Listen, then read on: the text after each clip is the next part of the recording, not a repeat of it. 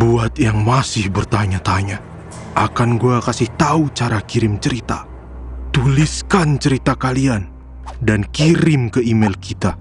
Kalau sudah, tunggulah balasan dari kami.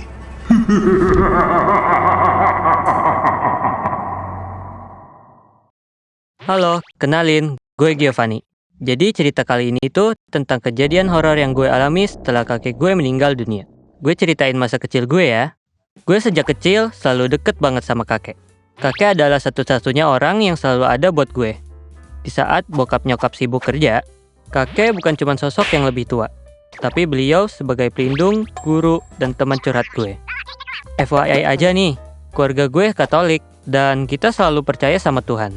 Tapi meskipun begitu, kadang-kadang hal yang gak masuk akal tuh tetap bisa kejadian, ya gak sih? Jadi waktu itu sekitar seminggu setelah kakek gue meninggal, gue sedih banget. Di balik kesedihan kehilangan kakek gue, ada beberapa hal yang janggal. Bayangin aja, piring di atas meja makan dalam kondisi rapi, tiba-tiba itu piring jatuh sendiri. Padahal gak ada yang nyenggol. Tapi gak mungkin kan angin bisa segitunya? Nah, yang paling serem itu, di hari ke-7 setelah kakek gak ada, gue kesurupan, cok. Ya, serius. Menurut orang-orang, gue kesurupan iblis. Gue ngerasanya benar-benar gak sadar apa yang terjadi waktu itu. Katanya gue ngereok. Badan gue gerak-gerak liar kesana kemari mencari alamat. Hahaha, gak ya? Terus gue teriak gak jelas. Orang di rumah sampai manggil orang pintar buat ngusir setan dari badan gue. Habis gue sadar, gue ngerasa badan tuh capek banget. Rasanya kayak abis dihajar berkali-kali. Tapi anehnya di sisi lain, gue ngerasa lega aja gitu. Tapi lega itu gak berlangsung lama. Karena pas gue lagi cerita sama keluarga tentang apa yang gue alami, tiba-tiba gue ngeliat sosok anak laki-laki di pojokan ruangan. Anak itu ngeliatin gue, cuy. Dan yang paling bikin gue merinding, alisnya nyatu di tengah. Gue sontak teriak kenceng. Gak bisa nahan ketakutan gue. Tapi yang bikin gue tambah gila, mata gue tuh gak bisa lepas dari sosok anak itu. Serius anjir, kayak ada magnet yang maksa gue buat ngeliat ke arah dia. Mata gue melotot seakan-akan pengen lompat dari kepala gue. Keluarga gue mulai panik. Dan orang pintar yang berhasil bersihin gue, dia langsung gerak cepat. Dia ambil sapu lidi yang ada di pojokan rumah. Terus dia mukul-mukul ke arah yang gue tunjuk, tepat di sofa dekat jendela. Waktu sapu lidi kena sofa, ada suara aneh. Suara itu berdesis kayak ular, tapi lebih dalam dan lebih jahat. Anak laki-laki itu tiba-tiba lenyap, kayak nggak pernah ada di sana. Tapi rasa dingin yang dia bawa masih ada, meresap ke dalam tulang. Gue nggak bisa tidur tenang malam itu.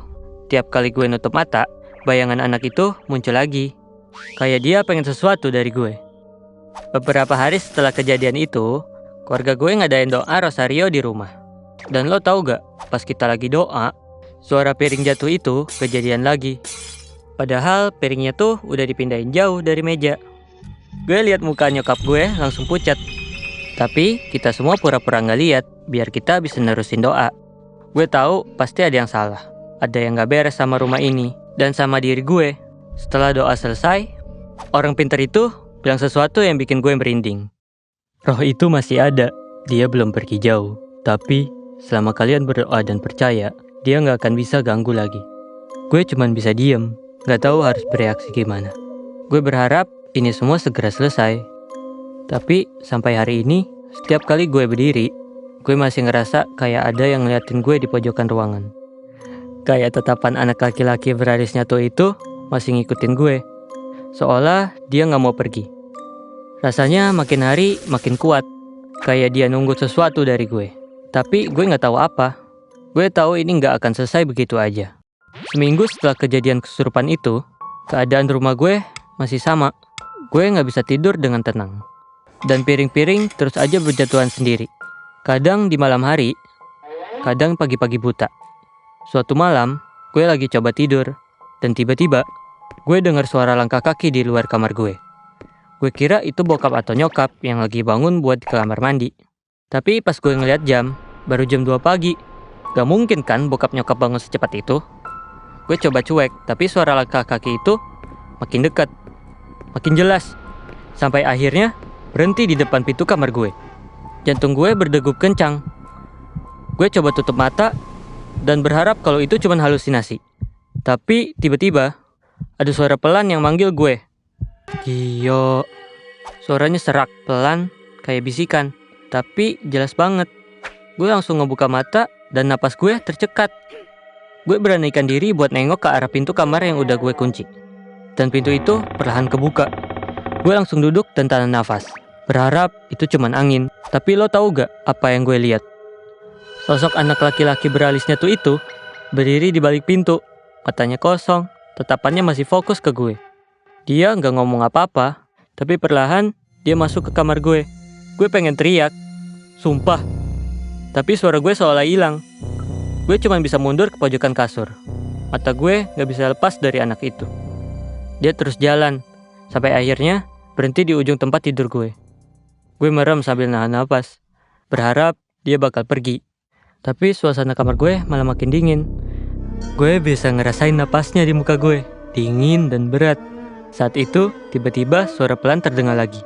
Gio, ikut aku. Gue kaget dan kebangun gara-gara ada getaran dari HP gue. Ternyata bokap nelpon dari kamar sebelah. Gio, kamu lagi ngapain di luar? Suara bokap tenang tapi bikin bulu kuduk gue merinding. Gue bilang, hah? Di luar? Maksudnya gimana? Gio udah dari tadi di kamar, Pak. Ada apa? Gue jawab sambil nyoba buat nggak panik. Tapi bokap ngotot. Gio lagi jalan-jalan di depan ruang tamu ya? Papa tadi dengar suara langkah kaki. Gue diam seketika. Dan itu yang tadi gue dengar juga. Dan itu bukan gue. Gue langsung bangun dari kasur buat ngecek pintu kamar. Dan lo tahu, anak laki-laki itu nggak ada. Kayak hilang di telan gelapnya malam. Gue keluar dengan langkah hati-hati. Gue ngeliat bokap gue udah di ruang tamu. Mukanya serius.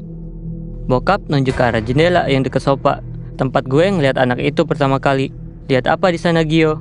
Gue ngeliat ke arah yang bokap tunjuk. Dan gue yakin banget ada bayangan kecil yang berdiri di luar jendela. Yap, gue lihat bayangan anak laki-laki yang sama. Gue nggak bisa gerak, mata gue terfokus ke bayangan itu. Yang bikin gue merinding, bayangan itu pelan-pelan menghilang. Gue sama bokap diam beberapa menit. Udara di ruang tamu tiba-tiba sesak, kayak ramai orang di dekat kita.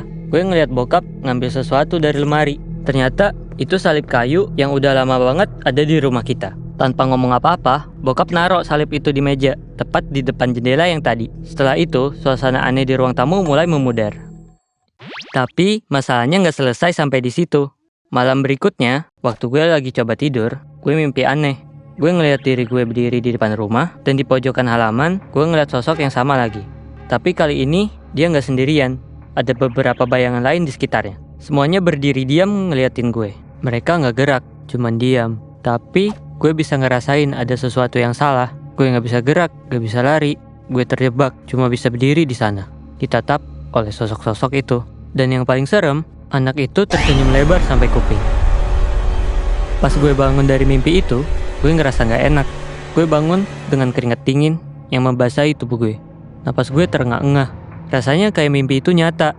Seolah sosok itu beneran ada di luar rumah, nunggu gue buat keluar. Gue gak cerita ke siapa-siapa tentang mimpi itu, karena gue tahu gak bakal ada yang percaya. Tapi, setiap malam tiba, gue selalu merasa ada sesuatu di luar jendela kamar gue, ngeliatin gue dari luar. Sampai suatu hari, gue mutusin buat ngobrol sama bokap. Gue ceritain semuanya, dari sosok anak laki-laki itu sampai mimpi gue. Bokap diem sejenak, lalu dia bilang sesuatu yang bikin jantung gue makin berdetak kencang. Kakekmu dulu pernah cerita soal anak itu. Gue bengong dan bilang, maksudnya Pah? Bokap gue nyautin lagi, anak itu dulu pernah jadi bayangan buat kakek kamu. Waktu kakek masih muda, dia pernah ngalamin hal yang sama, seperti yang kamu ceritain sekarang.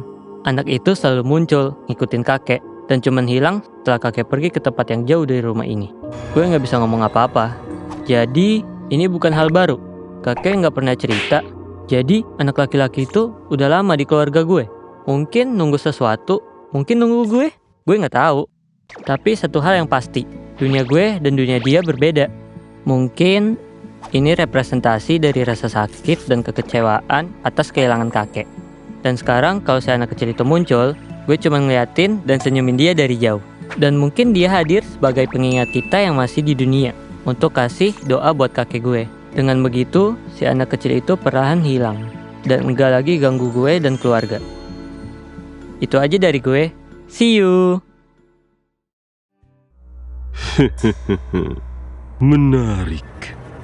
Jadi, apakah kalian yakin sedang menonton ini sendirian? Jika kalian suka, bisa klik like, komen, dan subscribe channel Gua Punya Cerita.